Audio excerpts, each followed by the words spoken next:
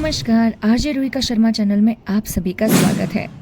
आज की हमारी कहानी फिर से वही चल रही है, तुझ में रब दिखता है। ये है उसका पार्ट 3। अभी तक हमने देखा था कि प्यारी सी लड़की जिसके कि दादाजी एक्सपायर हो चुके हैं, वह लड़की अपने दादाजी के दोस्त के यहाँ पर आती है। वहाँ पर देखती है कि सब लोग तो काफ़ी ज़्यादा अच्छे हैं, लेकिन एक लड़का है जो कुछ ज़्यादा ही अपने आप को नवाब ज़्यादा समझता है।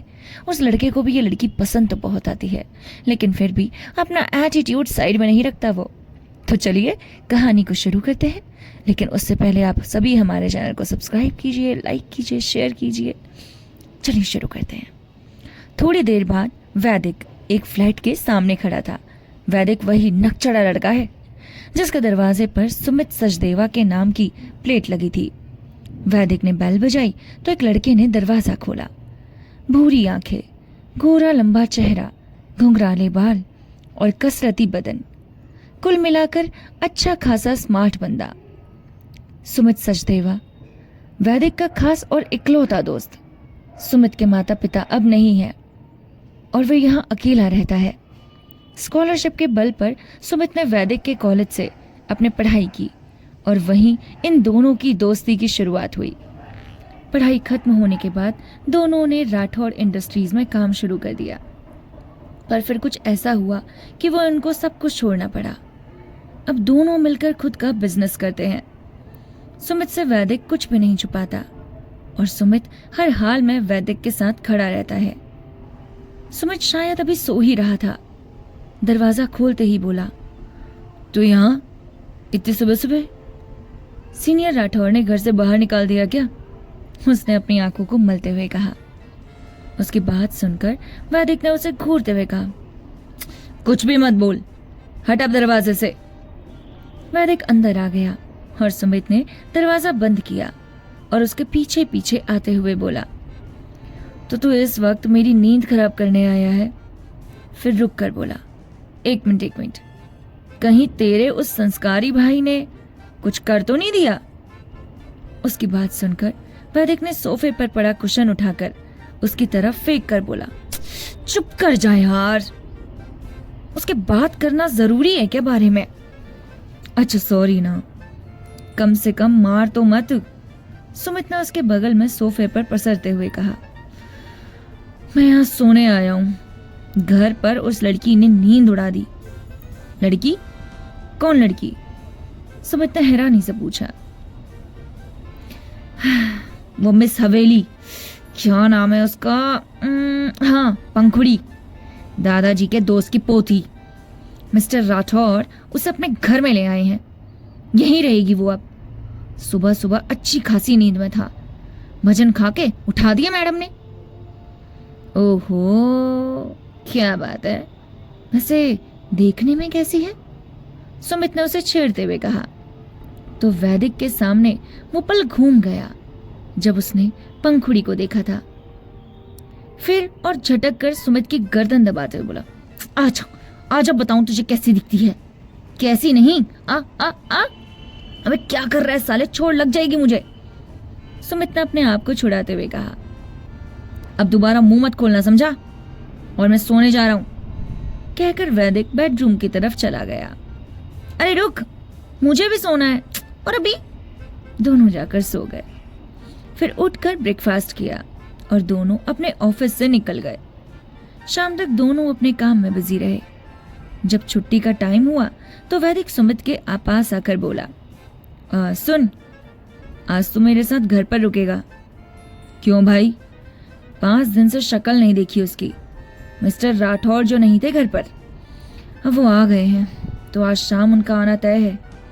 मेरा बस चलता तो घर नहीं जाता, पर मैं नहीं चाहता माँ और भाभी को कुछ सुनना पड़े मेरी वजह से, और उसे देखने के बाद मैं खुद काबू में नहीं रहता। अगर तू होगा तो संभाल लेगा ना भाई?" ठीक है, मैं चल रहा हूँ तेरे साथ।" अब बारी आती है राठौर विला में प्रवेश की। राठौर विला में क्या चल रहा है? अमृत जी और अमन जी आ चुके थे ऑफिस से। सब हॉल में बैठकर चाय ही पी रहे थे, तभी बाहर से किसी ने आवाज लगाई, "कैसे हैं आप छोटे पापा?" सबने दरवाजे की तरफ देखा तो एक आदमी, औरत और एक लड़का लड़की खड़े थे।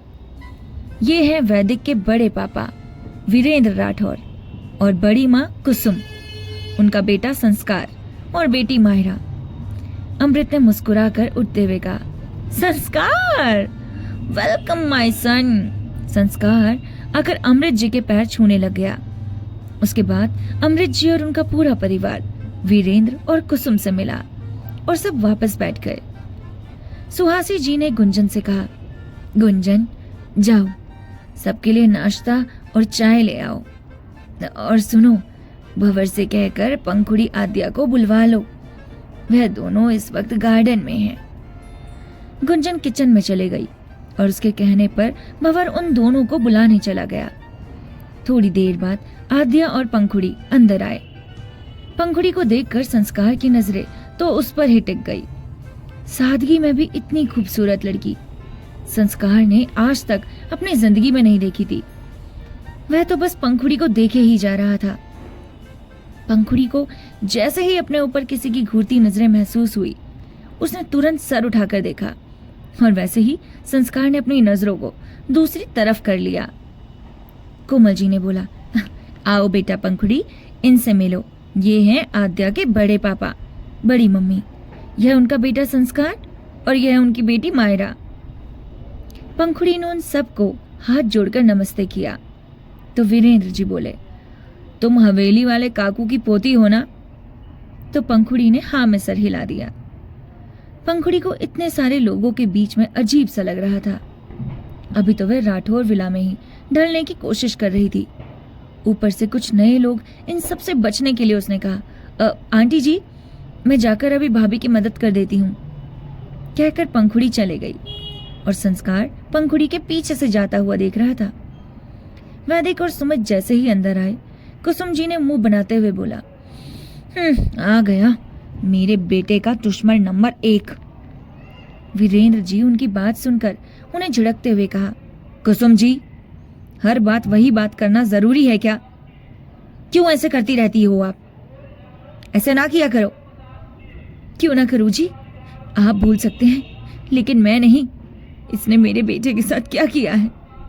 वह तो गनीमत है कि इसकी वजह से हमने बाकी सब रिश्ता नहीं तोड़ा, वरना जो इसने किया है ना, उसके बाद तो मैं इस घर में कभी पैर भी न रखती। कुसुम जी ने भड़कते हुए कहा, अच्छा अच्छा, बस भी कीजिए, हम यहाँ सब बातों के लिए नहीं आए हैं। वीरेंद्र जी ने उन्हें चुप करवाते हुए कहा तो कुसुम जी ने मुंह बनाते हुए चाय का प्याला उठाया और पीने लगी। बाकी सबका मन तो खट्टा हो ही चुका था, पर कोई कुछ बोल नहीं पा रहा था। वैदिक ने भी आते आते सब सुना। वो वहां नहीं रुका और सीधे अपने रूम में जाने लगा तो पीछे से संस्कार ने आवाज लगाई, वैदिक। वैदिक वहीं रुक गया और साथ ही सुमित भी। संस्कार अपनी जगह से उठा ही था, पर कुसुम ही उसके साथ हाथ पकड़कर बोली, कोई जरूरत नहीं है, यहीं पर बैठ चुपचाप। मॉम प्लीज, वैदिक भाई है मेरा, संस्कार ने अपना हाथ छुड़ाकर कहा और वैदिक की तरफ आकर उसे गले लगाते हुए बोला, कैसा है मेरा भाई? सबकी नजरें उन दोनों की ही तरफ थे। वैदिक की आंखों में गुस्सा था। उसने एक नजर कोमल जी को देखा, जो कि नाम सर हिलाकर उसे इशारा कर रही थी। कोमल जी का इशारा पाकर वैदिक ने खुद को शांत किया और वापस संस्कार को हक किया, लेकिन अपनी पकड़ बहुत सख्त रखी और जबरदस्ती का मुस्कुराते हुए उसके कान में बोला, अब तक तो ठीक था, पर तेरी शक्ल देख ली ना तो मेरे मिजाज बिगड़ गए। क्या यार वैदिक, इतना गुस्सा अच्छी बात नहीं है। ओह, क्या अच्छा है क्या बुरा मुझे मत बता, और बार बार मेरे रास्ते में आना बंद कर, समझा? क्योंकि जिस दिन मेरी सटक गई ना, उस दिन तुझे बहुत भारी पड़ेगा। वैदिक ने उस तरह दांत पीस कर मुस्कुराने की कोशिश करते हुए कहा और उससे अलग हो गया। संस्कार मुस्कुराते हुए बोला, अब भी तेरी आदत नहीं गई ना बिना सोचे समझे कुछ भी करने की? पर कोई नहीं, तू भाई है ना मेरा, कर लेना अपने मन की। वैदिक ने उसकी तरफ मुंह से मुंह फेर लिया तो संस्कार सुमित की तरफ हाथ बढ़ाकर बोला, हाय सुमित, कैसे हो? सुमित ने वैसा ही कहा, ऑल गुड। तो संस्कार ने अपना बढ़ा हुआ हाथ वापस खींचकर बोला, तो मतलब तुम मेरे भाई जैसे ही होते जा रहे हो? कोई बात नहीं। सुमित और वैदिक दोनों ने एक नजर एक दूसरे को देखा और ऊपर चले गए। संस्कार उन्हें जाते हुए देख रहा था और मन ही मन सोच रहा था, जहां एक और ये सब चल रहा था, वहां पर कोई था जिसको इस मेलोड्रामा में बिल्कुल भी इंटरेस्ट नहीं था। वह तो बस सुमित को ही देखे जा रही थी। जब से सुमित वहां आया था और जितनी देर सुमित वहां रहा, जब तक उसकी नजरों से ओझल नहीं हो गया, वह उसे ही देखती रही और मन ही मन बोली, इतना गुरूर किस बात का? तुम में सच में सुमित सचदेवा, लड़के मायरा राठौर के पीछे घूमेते हैं और तुम हो कि एक नजर तक उठाकर नहीं देखते। मायरा एक मॉडर्न ख्यालातों वाली लड़की थी, एकदम जिद्दी। जिस भी चीज पर उसकी नजर पड़ जाए उसे पाने के लिए वह किसी भी हद तक जा सकती थी, कुछ भी कर सकती थी। जब मायरा ने पहली बार सुमित को देखा, वह तभी से उसकी दीवानी थी। तब से वह लगातार कोशिश कर रही थी कि मैं सुमित को पा सके, लेकिन सुमित को मायरा में कोई इंटरेस्ट नहीं था। इधर आद्या की नजरें भी मायरा की तरफ पीछा करते हुए सुमित तक जा पहुंची। उसने एक बार सुमित को देखा और फिर सुमित को देखते हुए मायरा को देखा और अपनी नजरें फेर ली।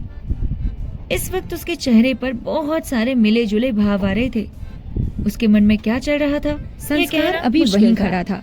तभी उसे गुंजन के साथ पंखुड़ी आती हुई दिखाई दी। वह उन दोनों की तरफ बढ़ गया। शायद वह पंखुड़ी से बात करना चाहता था। गुंजन ने उसे ऐसे देखकर बोला, अरे संस्कार भैया, आप क्यों आए? हम ही आ रहे थे। ओहो मेरी प्यारी भाभी, आप इतना काम करती हैं, तो क्या मैं आपकी थोड़ी सी हेल्प नहीं कर सकता? संस्कार ने मुस्कुराते हुए कहा। पर मेरी मदद पंखुड़ी कर रही है ना? गुंजन ने कहा। तब भी संस्कार ने उसके हाथ में से ट्रे ले ली और आकर टेबल पर रख दी। पंखुड़ी ने भी सब सामान रखा और ऊपर जाने लगी। उसको वहां से जाता देखा संस्कार भी उसकी नजर बचाकर उसके पीछे आया और पंखुड़ी को आवाज लगाई, पंखुड़ी। उसकी आवाज सुनकर पंखुड़ी ने पलट कर देखा और हिचकिचाकर बोली, जी कहिए। आप वहां कहाँ जा रही थी? सब तो नीचे बैठे हैं। उधर से वैदिक नीचे आ रहा था। जैसे ही उसने पंखुड़ी और संस्कार को एक दूसरे से बात करते हुए देखा, उसकी नसें तन गई। इधर पंखुड़ी संस्कार से कुछ कहने ही जा रही थी, तब तक वैदिक की आवाज आई, सुनो, 2 कप कॉफी बना दोगी क्या? पंखुड़ी ने एक नजर वैदिक को देखा, फिर नजर झुकाकर बोली, हम भाभी से कह देते हैं, वह बना देंगी। देख नहीं रही हो भाभी कितनी बिजी है सबके साथ? मैंने तुमसे कहा है ना, तो तुम बनाओगी। हम कैसे? सुबह तो आपने पंखुड़ी ने कहा।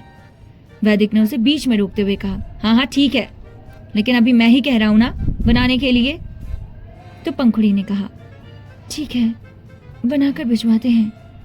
यह कहकर वो चली गई।